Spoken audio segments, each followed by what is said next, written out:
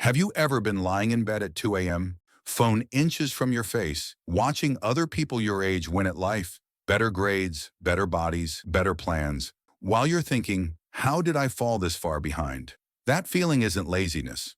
It's not failure either. It's psychological. And once you see what's actually happening, the pressure shifts. Here's the uncomfortable truth. Most people who feel behind aren't behind in ability. They're behind in clarity. And your brain hates unclear timelines.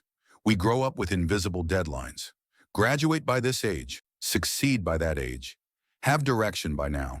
When real life doesn't match that schedule, your brain treats it like danger, not metaphorical danger, actual threat. That's why the feeling is heavy, tight chest, low energy, constant comparison, and comparison is where the spiral starts. You don't compare your full life to someone else's full life. You compare your behind the scenes to their highlight reel. Your brain doesn't know that though. It just sees proof that you're late. Late to success, late to discipline, late to figuring it out. Here's the first micro shift. Feeling behind is not a signal to rush. It's a signal to zoom out. Because psychologically, progress doesn't happen on a straight line. It happens in phases. Exploration, confusion, setup, then acceleration. Most people online are showing the acceleration phase. You're judging yourself during setup, but there's another layer most people miss.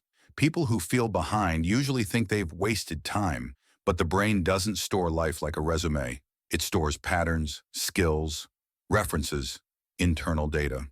Even the years you think were wasted trained something. Your tolerance, your awareness, your standards. Here's the cliffhanger most people don't expect. The feeling of being behind often appears right before a major identity shift. Why? Because the old version of you no longer fits, but the new one hasn't stabilized yet. That gap feels like failure, but it's actually transition. Now let's make this practical. Tiny step one.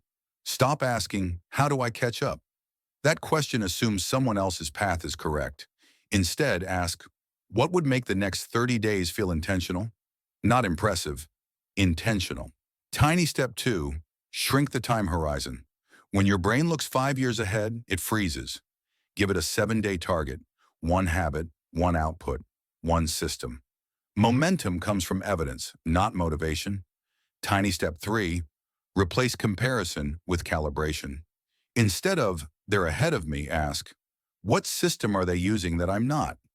That shifts envy into information. Here's something no one tells you. Feeling behind often means you're more self-aware than average. And self-awareness without structure feels like anxiety. Add structure, and it turns into direction. This is where most people mess up.